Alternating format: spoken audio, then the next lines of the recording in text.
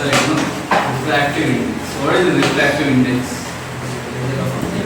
It is a measure of optical density of a medium. Okay, so how dense, how optically dense the medium is, or how much can it bend the light? Okay, that is known as refractive index.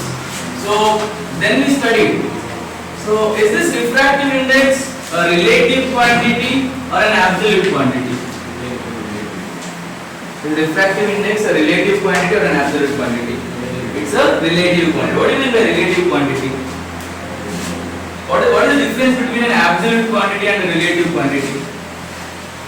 Absolute quantity will stay the same always.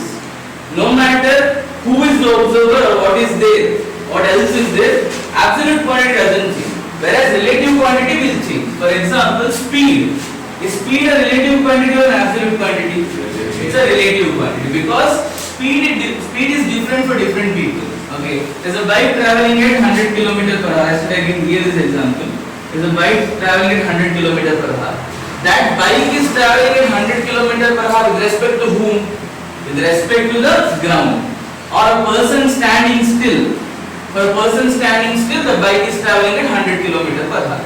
But if there is one more bike traveling in the same direction at 40 km per hour, now with respect to this person, what is the speed of this bike? It is not 100 because that person is also traveling, correct? No? It looks slower to him. Or you can say 100 minus 40, 60. There is one more bike traveling in the opposite direction at 60 km per hour. With respect to this person, what is the speed of this bike? It is 160 because it is traveling in the opposite direction. So now did the speed change for different people? Depending on the observer, the speed changes, correct? So speed is a relative quantity. Same thing happens with refractive index. Okay, when light travels, it's based on the medium. It's not on the observer here. Here it's on the observer. Here it's on the medium. So when light travels from air to glass, okay, there is some amount of bending. When light travels from water to glass, the bending is different. Okay, so for this pair of medium there is one refractive index. For this pair of medium there is the different refractive index. So now what happens to refractive index? Does it become a relative quantity or an absolute quantity? It is a relative quantity because with the change in medium, refractive index will also change. Okay. So what is the formula for refractive index? How do you denote refractive index? What is the symbol? Symbol for refractive index? It's N. Okay, N is used to denote refractive index. So if there are two mediums, so medium 1, medium 2. Okay. So what does N21 mean? N21 means refractive index of second medium with respect to first medium. If I write N12, what does that mean? Refractive index of the first medium with respect to second medium. Okay. So what is the formula for this?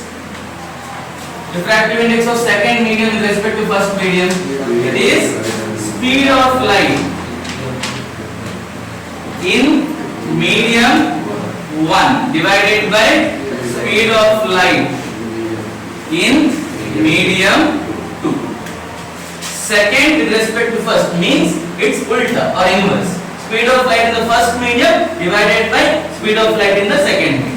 Refractive index of first medium with respect to second medium is speed of light in second medium, speed of light in second medium divided by speed of light in first medium. Okay, so N21 means speed of light in first medium divided by speed of light in second medium. N12 means speed of light in second medium divided by speed of light in first medium. Is that clear? Okay, now even though refractive index is a relative quantity, we can represent it as an absolute quantity. We can represent that as an absolute quantity. So how do we do that? Now even though speed is different, okay, even though speed is different for different people, we generally tend to say one speed, correct? No, 100 km per hour, 120 km per hour, 130 km per hour. Okay, how is that? What do we take as a reference? We take ground as the reference. Correct, right? So keeping ground as the reference, we tell 100 km per hour, 150 km per hour, 200 km per hour. Same way, for telling refractive index also, we'll keep one medium as the reference. That is, I will take always, I'll take the first medium as A. Second medium can be anything. Okay, I can tell glass or I can tell water. It can be anything. Okay, if I keep the first medium as A and then calculate the refractive index, that refractive index is called as absolute refractive index.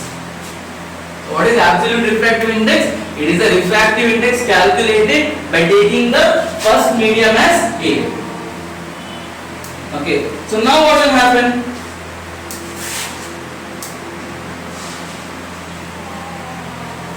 So if I am calculating refractive index of glass, okay, so the first medium is always A.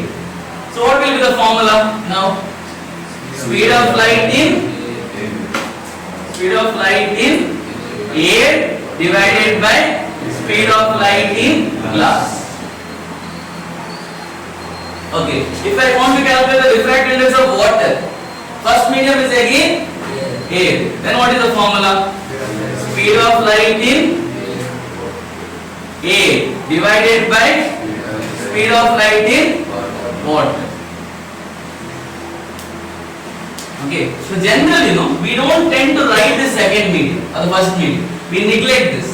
If I simply tell refractive index of glass, it means one medium is considered to be A. We have taken one medium as fixed. So if I tell refractive index of glass, that means first medium is A. Light is traveling from air to glass. If I tell refractive index of water, it means light is traveling from air to water. Is that clear? This is about refractive index, what we